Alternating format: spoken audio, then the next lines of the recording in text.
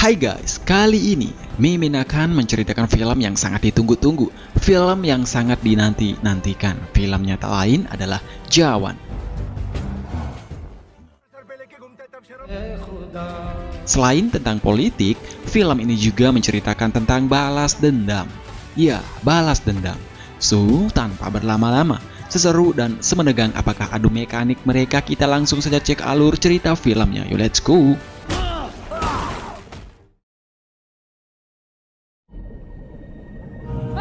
Pagi itu, warga suku pedalaman Nepal digemparkan dengan penemuan tubuh sosok pria dilumuri darah. Kepala sukunya kemudian berusaha menyelamatkan nyawa pria tersebut dengan menggunakan mantra-mantra sakti dan pengobatan alami. 3 bulan kemudian, ketika warga suku menggelar pesta adat, sekelompok gangster ganas datang menyerang mereka. Gangster ganas tersebut membantai tanpa ampun.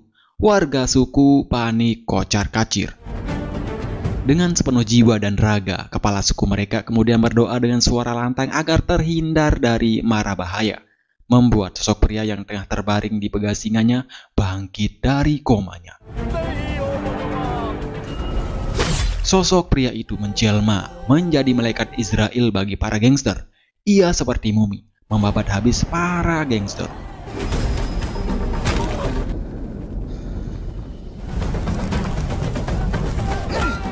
Warga suku yang melihat aksinya hanya bisa menganga dan terpukau.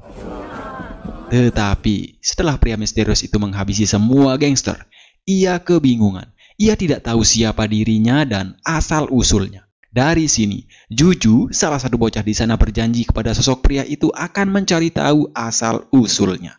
Dan 30 tahun kemudian, bertempat di Mumbai, tepatnya di sebuah stasiun kereta api cepat, terlihat seorang ibu hamil menaiki kereta api. Dia adalah Kalki.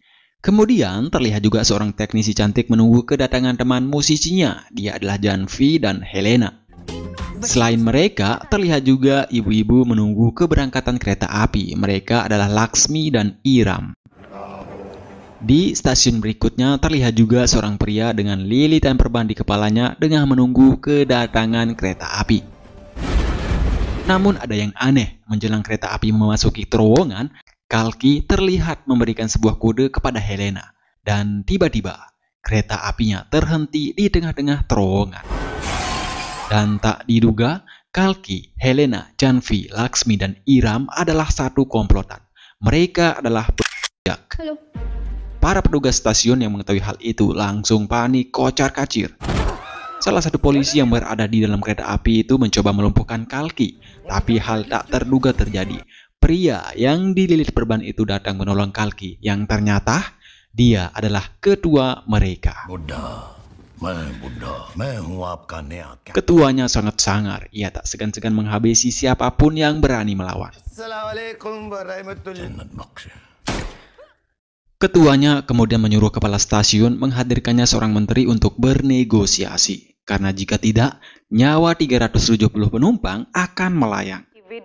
Beritanya menjadi viral, memaksakan kepala reskrim turun tangan. Dia adalah Narmadaji. Ketika Bu Narmada menanyakan motif mereka memecah api, ketuanya justru meluapkan kekesalannya terhadap para pejabat yang mencekik rakyat dengan kebijakannya. Dan saat itu, si ketua meminta Bu Narmada menghadirkan Pak Menteri untuk bernegosiasi. Dan jika tidak, 370 nyawa akan melayang. Dengan cepat, Bu Narmada langsung memerintahkan anggota menghubungi Pak Menteri. Dia adalah Pak Murli, Menteri Pertanian. Singkat cerita, setelah Pak Murli tiba di stasiun untuk negosiasi, ketua mengesalkan sikap Pak Murli yang tidak bertanggung jawab atas tewasnya 10 ribuan petani. Mereka menghabisi nyawanya sendiri karena kebijakan suku bunga bank yang mencekik bagi para petani. Lain halnya dengan para pengusaha, mereka lebih diuntungkan pemerintah.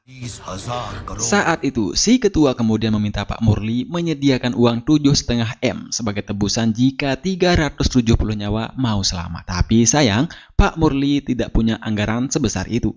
Si ketua kemudian menyarankannya meminta bantuan kepada para pengusaha, tapi Pak Murli tidak bisa melakukannya. Si ketua kemudian menyuruh Alia, yakni salah satu sandera, menelpon ayahnya.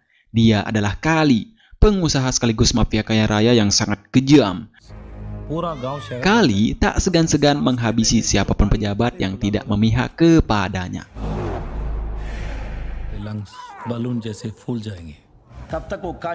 Kemudian, selepas Kali mengetahui Alia, putri kesayangannya disandra, Kali langsung menyuruh Murad, bodyguardnya, menemui Pak Murli untuk bicara.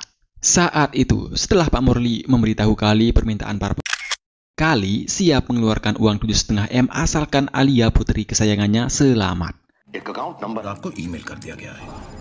Singkat cerita, setelah uangnya ditransfer, Alia sangat marah kepada para telah memeras ayahnya. Dengan penuh emosi, kedua itu pun menceritakan kisah Kalki, kenapa mereka sampai berbuat seperti ini. Yang dimana keluarga Kalki merupakan korban dari kebijakan pemerintah. Ayah Kalki tidak mampu melunasi hutangnya lantaran suku bunga bank yang sangat tinggi. Bahkan saking kejamnya kebijakan saat itu, para debt collector akan mempermalukan mereka, mengambil apa saja yang bisa menjadi jaminan bagi siapapun yang tidak mampu membayar hutang. Itulah sebabnya banyak para petani menjerit, salah satunya adalah ayah Kalki. Ayah Kalki nekat menghabisi nyawanya sendiri lantaran tidak mampu membayar pinjol. Meski ayah Kalki sudah tiada, para debt collector tetap menagih mereka secara sadis dan siapapun yang berani melawan, mereka akan dijebloskan ke penjara. Setelah para penumpang mendengar cerita miris dari Kalki, para penumpang termehek-mehek termasuk Alia. Dan saat itu, ketua pemecah pun menyuruh Alia memberitahu ayahnya tentang siapa dirinya. Kemudian, setelah mereka mendapatkan uang 7,5 M itu, Helena langsung mentransfernya ke ratusan ribu nomor rekening. Satu hal yang membuat para penumpang bersorak ria saat itu guys, yang ternyata wanita bercadar yang ditembaki itu adalah komplotan mereka juga. Mereka bersandiwara, dia adalah Iskra. Singkat cerita, menjelang kereta api tiba di stasiun, Bu Narmada langsung mengerahkan semua pasukan untuk menangkap para. Namun para lebih lihai. Ketika keretanya tiba di stasiun, mereka melemparkan bola-bola asap menyebabkan para petugas kalang kabut. Bahkan untuk mengecoh para petugas, semua kepala penumpang diperban. Para sudah menyediakan senjata otomatis di dalam kereta yang membuat para petugas panik sendiri dan terjebak. Dan satu hal yang membuat Narmada tercengang dengan aksi para pemudik. Ternyata uang 7,5 M itu ditransfer ke 700.000 rekening para petani. Beritanya menjadi viral dan menimbulkan pertanyaan. Tapi masyarakat tidak mau tahu, yang penting mereka mendapatkan uang kaget. Saat itu Narmada berasumsi bahwa penampilan ketua dari bukanlah penampilan aslinya, melainkan sebuah penyamaran. Dan benar, sesampainya di markasnya, ketua itu langsung melepaskan topengnya dan terlihat sangat tampan seperti Mimin guys. Dia adalah Azad, kepala lapas wanita. Dan satu hal yang membuat kita tercengang lagi, ternyata Kalki, Helena, Janvi, Laksmi, Iram, dan Iskra, mereka semua adalah tahanan. Tapi ada satu hal yang membuat kita bertanya-tanya, yakni ketika Alia menyampaikan salam dari Azad ke ayahnya, Azad justru menamai dirinya sebagai Vikram Rathor. Membuat Kali ayah alias ketika teringat masa lalu yang terlihat sangat mengganas. Di lapas, Azad sangatlah disegani. Ia sangat disayang, bahkan selama ia menjadi kepala lapas, banyak napi yang mendapatkan penghargaan lewat keterampilan mereka. Dan untuk merayakan prestasi mereka, Azad mengajak semua tahanan menari dan berdansa.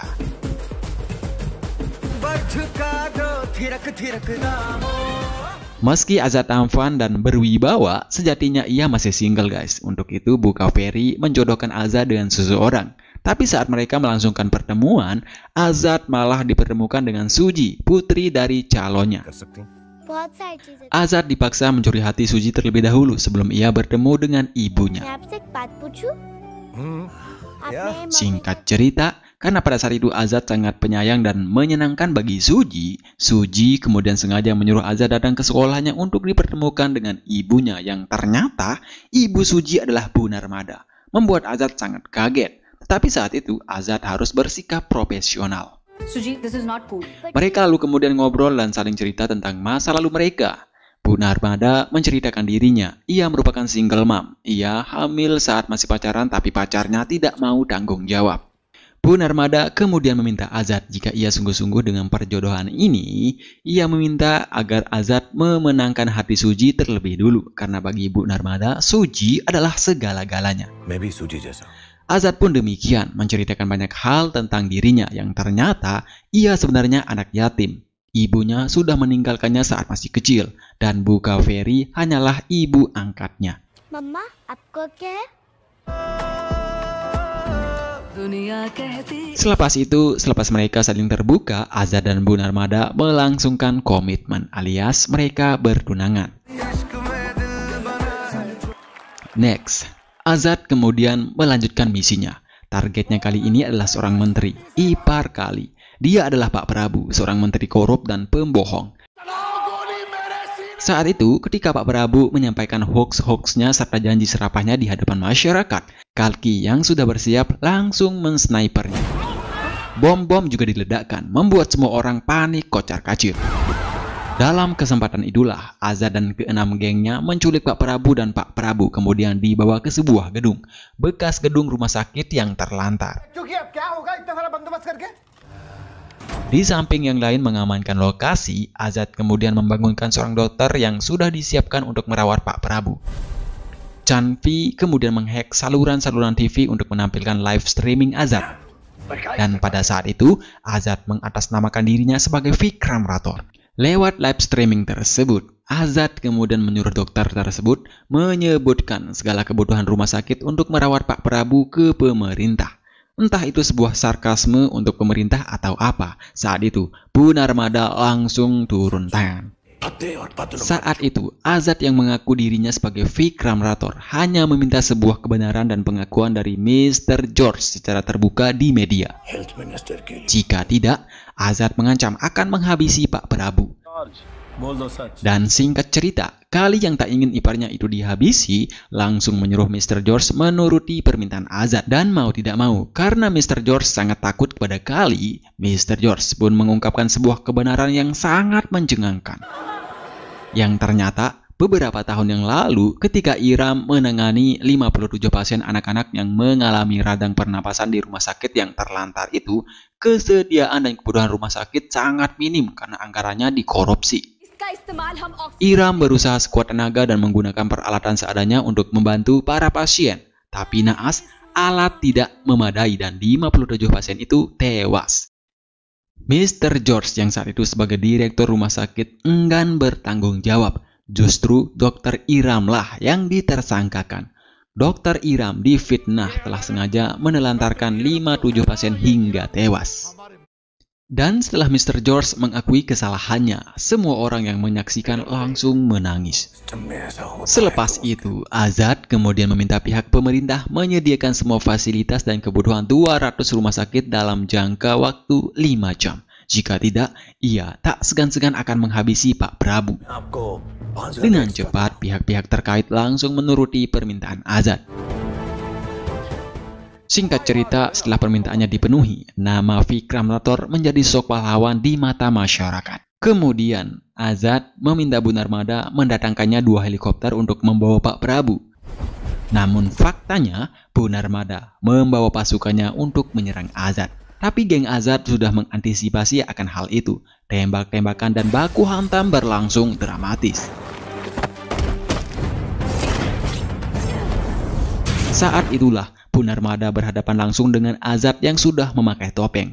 Azad memakai topeng agar Bu Narmada tidak mengenalinya. Tapi Azad terlalu ganas. Bu Narmada tidak bisa melumpuhkan Azad begitu saja.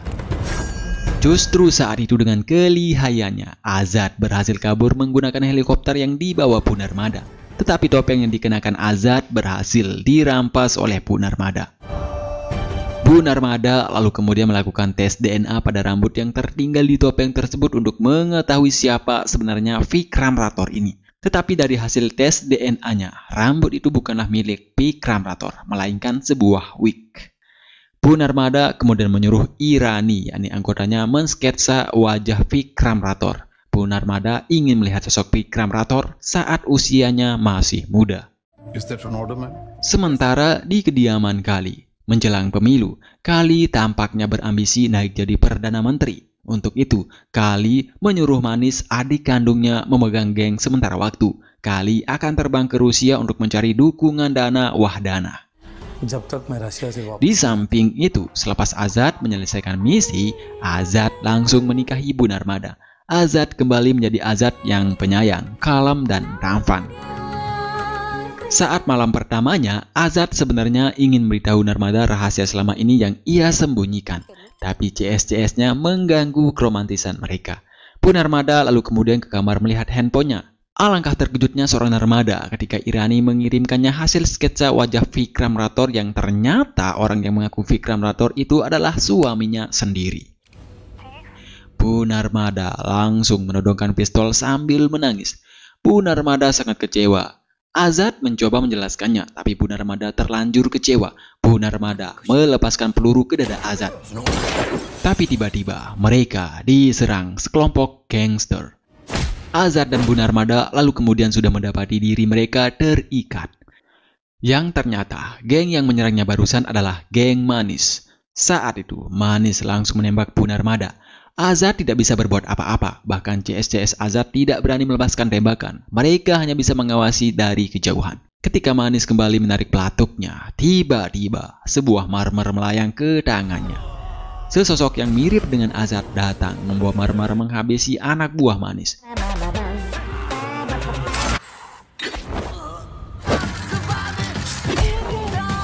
Pria itu mengganas sebagai banteng lepas tanduk guys, dan dia adalah Vikram Rathore. Vikram Rathore yang sejatinya. Selepas Vikram Rathore menghabisi Manis, Vikram Rathore lalu kemudian membawa Azad. Sementara di Rusia, selepas Kali mendapatkan dukungan penuh dari seorang mafia untuk maju sebagai Perdana Menteri, Kali langsung pulang setelah mendapatkan kabar tewasnya sang adik. Kali sangat marah dan saat itu Kali berjanji akan balas dendam. Beberapa hari kemudian setelah Bu Narmada sembuh, Bu Narmada langsung mengantongi Azad sebagai tersangka utama dari kasus-kasus sebelumnya. Bu Narmada juga mencatat nama Dr. Iram, Helena, Kalki, dan 3 lainnya sebagai CS Azad. Tapi saat itu guys, Bu Narmada belum memiliki bukti cukup kuat untuk menjerat mereka. Untuk itu, untuk menyelidiki mereka lebih dalam, Bu Narmada lalu kemudian menitipkan Suji ke Irani. Ia akan pura-pura menjadi tahanan, korban Azad. Singkat cerita, setelah sipir memasukkannya ke dalam sel yang menjadi ruangan ke-6 CS Azad, Bu Narmada langsung berakting. Bu Narmada sangat marah dan kecewa, seolah-olah Azad telah menjebak, menipu, dan memanfaatkannya. Bu Narmada juga mencap Azad sebagai penjahat kelas kakap yang berlindung di balik nama Vikram Rathore. Laksmi, CS Azad yang mendengar prasangka buruk Bu Narmada terhadap Azad pun langsung menceritakan siapa Azad dan siapa sebenarnya Vikram Rathore itu. 30 tahun yang lalu, Vikram Rathore adalah seorang pegulat handal tak terkalahkan. Vikram Rathore memiliki seorang istri cantik yang bernama Aishwarya. Vikram Rathore sendiri merupakan seorang tentara yang masuk dalam pasukan tim khusus. Suatu ketika tim Vikram Rathore mendapatkan misi membebaskan 40 warga sipil yang ditawan oleh sekelompok teroris, senjata M16 yang mereka pakai mengalami kerusakan. Tapi untung saja saat itu, tim Vikram sudah terlatih. Mereka adu mekanik dengan alat tempur seadanya. Mereka berhasil menyelesaikan misi meskipun salah satu dari mereka harus gugur. Atas aksi heroiknya, tim Vikram mendapatkan bintang-bintang berjejer. Namun bagi Vikram, semua itu tidak berarti apa-apa. Vikram Rathore mengesalkan petinggi militernya telah membekali mereka dengan senjata gagal produk yang menyebabkan banyak tentara sebelumnya tewas di medan pertempuran. Untuk itu, Vikram meminta kepada petinggi militernya mengusut tuntas pemilik perusahaan yang memasok senjata untuk mereka. Dan pemilik perusahaan senjata itu tak lain adalah Kali, mafia senjata. Keesokan harinya, Kali langsung dipanggil pihak pengadilan untuk mempertanggungjawabkan produk gagalnya. Saat itu, Kali membantah tuduhan yang dilemparkan. Kali mengatakan bahwasanya ia memproduk senjata sesuai SOP dan ketentuan yang berlaku. Vikram Rathore yang berada di sana langsung mengambil senjatanya dan mempraktikannya di depan Kali. Tapi apa? Senjatanya tetap tidak berfungsi alias rusak. Selepas Kali dinilai terbukti bersalah, petinggi militer langsung memutus kontrak dengan Kali dan perusahaan Kali di blacklist. Malam itu, ketika Vikram dan Aishwarya sedang ingin ahem-ahem di rumahnya, sebuah tembakan tiba-tiba terdengar. Vikram segera bergegas keluar dan ia sudah mendapati doginya tewas tertembak. Vikram kemudian mengecek keluar rumah, tapi tiba-tiba ia dibius dari belakang. Dan orang yang menyerangnya tak lain adalah geng Kali. Kali menyerang Vikram tak lain karena Kali menilai Vikram telah membuat perusahaannya bangkrut. Setelah Vikram lumpuh akibat obat bius tersebut, Kali kemudian membawanya pergi. Kali juga menugaskan seorang polisi memfitnah Vikram dengan tumpukan uang sebagai bukti bahwa Vikram telah benar menjual rahasia militer. Polisi itu juga memaksa Aishwarya memberikan pernyataannya, tapi Aishwarya tak tinggal diam. Aishwarya melawan dan menghabisi polisi anak buah Kali tersebut. Aishwarya kemudian dijebloskan ke penjara atas pembunuhan 3 polisi. My name is Kali. Sementara Kali, demi membalaskan dendamnya kepada Vikram Rathore, Kali membawa Vikram ke perbatasan India-Nepal menggunakan helikopter. Di helikopter itu, Kali mem-BHD Vikram dengan 5 kali tembakan sebelum dijatuhkan. Dendam Kali tidak sampai di sini, karena pada saat itu Kali punya banyak uang, Kali dapat membeli hukum. Kali menyuap hakim agar Aishwarya dijatuhi hukuman gantung. Tapi ketika Aishwarya akan dieksekusi, tiba-tiba ia jatuh pingsan. Yang ternyata Aishwarya sedang mengandung, dan eksekusinya ditunda sampai bayi Aishwarya berumur 5 tahun. जब तक 5 साल का नहीं हो जाता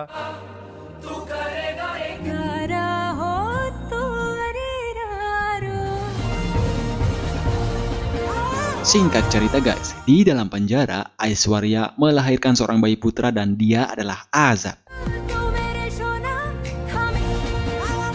Setelah Azad berumur 5 tahun, menjelang Aishwarya akan dieksekusi, Aishwarya menceritakan Azad bahwa ayahnya telah tiada. Azad juga diminta sang ibu untuk memperjuangkan keadilan ketika dewasa nanti.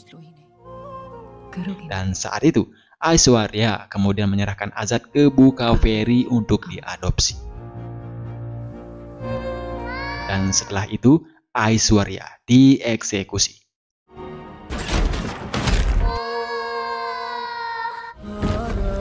Itulah sebabnya Azad kembali ke penjara dan bekerja sama dengan ke-6 CS-nya untuk memperjuangkan keadilan dan kebenaran. Setelah Bu Narmada mendengar fakta yang sebenarnya tentang Azad, Bu Narmada menangis dan tersadar. Sementara Azad, ketika ia tersadar, Azad sudah menemukan dirinya dirawat oleh polisi yang melawannya saat pembajakan kereta api. Dia adalah Juju. Saat pembajakan itulah, Juju teringat dengan sosok dewa yang menolongnya saat kecil pada Azad. Juju lalu kemudian memecahkan teka-teki ini dan berhasil mendapatkan nama Vikram Rathore. Juju kemudian berusaha sekuat tenaga mengumpulkan fakta-fakta tentang Vikram Rathore hingga akhirnya Juju berhasil mempersatukan Vikram Rathore dengan tim-tim lamanya sesuai janjinya saat Juju masih kecil. Mendengar hal itu, Azad seketika menangis melihat ayahnya masih hidup. Tapi sayang, ingatan sang ayah belum pulih. Vikram Rathore tidak ingat apa-apa.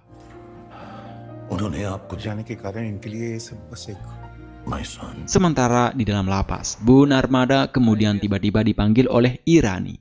Azad yang mengetahui hal itu langsung mengawasi mereka lewat CCTV.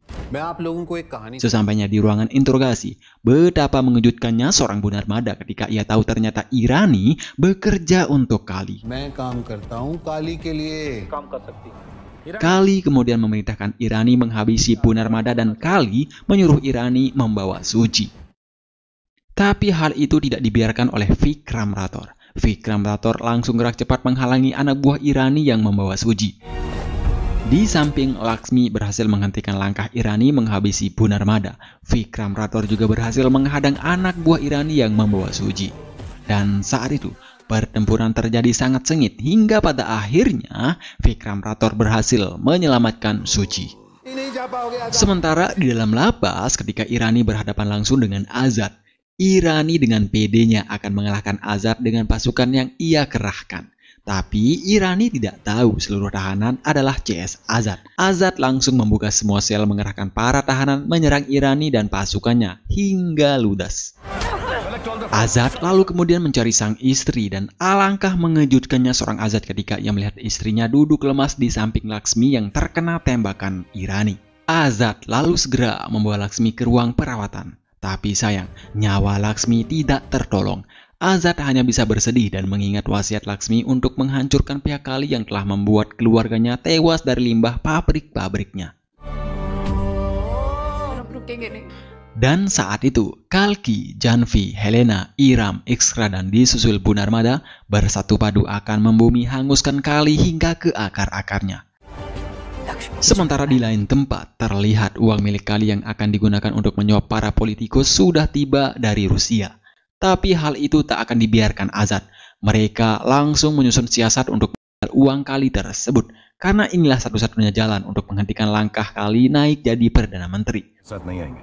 Keesokan harinya, dengan segala persiapan dan taktik yang sudah matang, Azad CS langsung beraksi.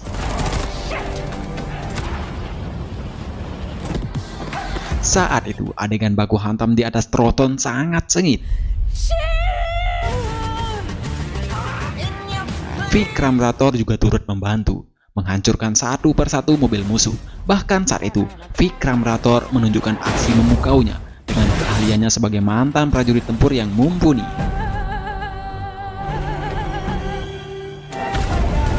Vikram Rathore berhasil menghancurkan semua mobil para musuh. Dan pada akhirnya guys, Azad CS berhasil mengambil alih tronton-tronton berisikan uang tersebut. Tapi tiba-tiba dari arah yang berbeda, mereka kembali diserang geng Murad, anak buah Kali. Dengan cepat, Vikram segera menyuruh Azad membawa uangnya kabur. Ia dan teman-temannya akan mengalih perhatian Murad.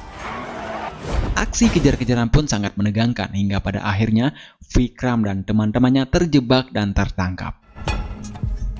Saat itu, Kali mengira orang yang mereka tangkap adalah Azad, tapi faktanya orang yang sama di hadapannya muncul lagi di TV. Kali kebingungan mana Azad yang sebenarnya. Azad kembali beraksi sebagai Vikram Rathore, tak lain adalah untuk menuntut pemerintah. Saat itu, Azad pura-pura menyandera 6.000 tahanan untuk mengancam pemerintah agar tuntutannya dituruti. Sementara Kali baru tahu ternyata orang yang dihadapannya adalah Vikram Rathore asli. Kali mencoba mengingat-ingatkan kembali ingatan Vikram, tetapi Vikram justru menganggap Kali seorang sains terkelas yang datang dari bulan.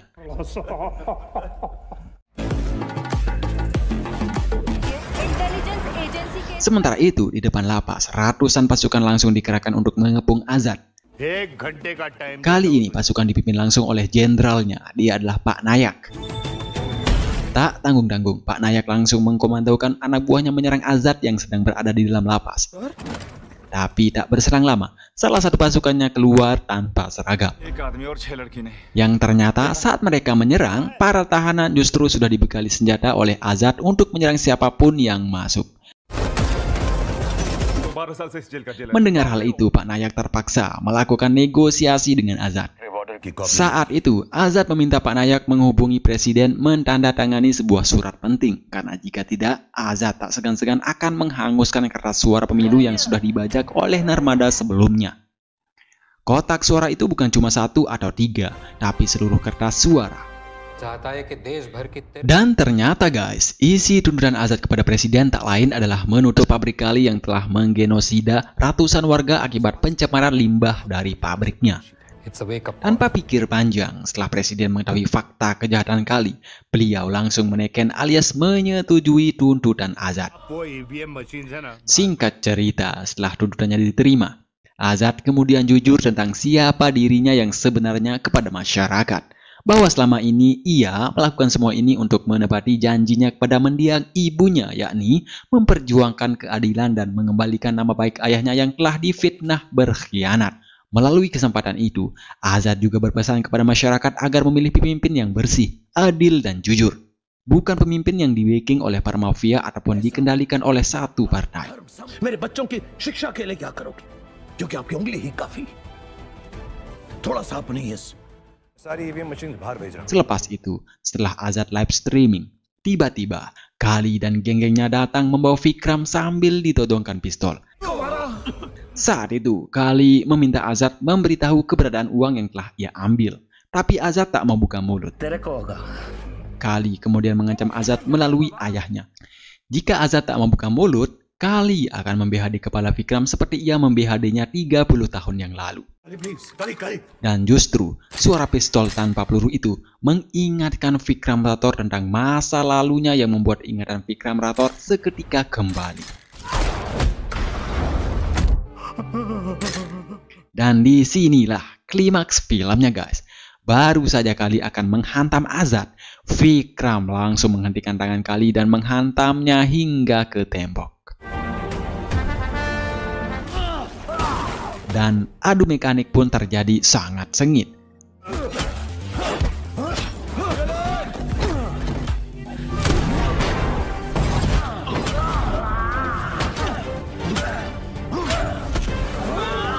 Singkat cerita guys, seperti yang kita ketahui kalau pemerannya sudah bangkit, rata tuh musuh. Selepas Vikram Rathore dan Azad berhasil menumpas geng-geng Kali, mereka lalu kemudian membawa Kali ke ruang eksekusi. Azad mengeksekusi Kali seperti sang ibu dieksekusi karena ulah Kali sendiri. Tamat dan cerita pun happy ending. Adapun pelajaran ataupun petikan moral yang bisa diambil dalam kisah Jawan ini adalah kita sebagai Gen Z jangan sekali-kali salah pilih dalam menentukan nahkoda negara kita guys. Karena jika kita berpola pikir ada uang ada suara, kita tak lebih dari seorang mafia yang akan menghancurkan negara kita sendiri. Maka dari itu, pilihlah pemimpin yang adil, jujur, tulus, track recordnya bagus, dan satu lagi, tidak dijadikan petugas partai alias boneka. Sampai di sini, paham? Terima kasih dan salam bahagia. Bye-bye.